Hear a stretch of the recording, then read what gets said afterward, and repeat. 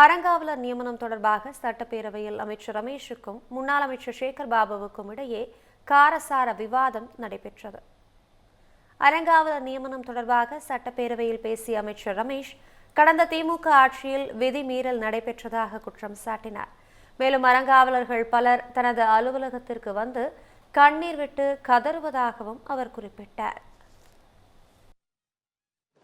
அதே மாதிரி நம்முடைய மாண்புமிகு மதுரையில் இருக்கக்கூடிய சட்டமன்ற உறுப்பினர் அவர்கள் அறங்காவலர் குழுவை பத்தி எல்லாம் பேசினாரு.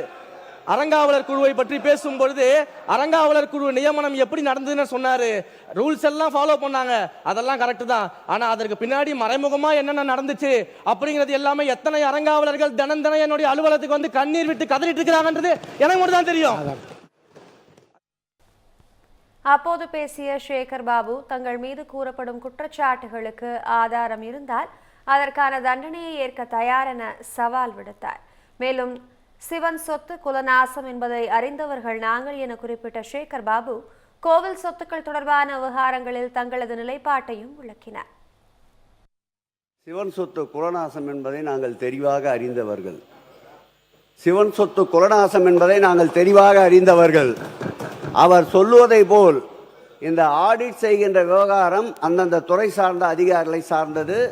இந்த ஆடிட் மத்திய அரசு தன்னுடைய கையிருப்பிலே வைத்துக் கொள்ள வேண்டும் என்று முனைந்த போது அந்த ஆடிட்டை தமிழக அரசு தான் செய்யும் என்று போராடி வாதாடி தமிழக அரசின் சார்பில் ஆடிட்டை நிர்ணயம் செய்து நாங்கள் இவர் எந்த அறங்காவலர் குழு உறுப்பினருடன் அழுதார் என்று கேட்டு விளக்கினால் அதற்கு பொறுப்பேற்க நாங்கள் தயாராக இருக்கிறோம்.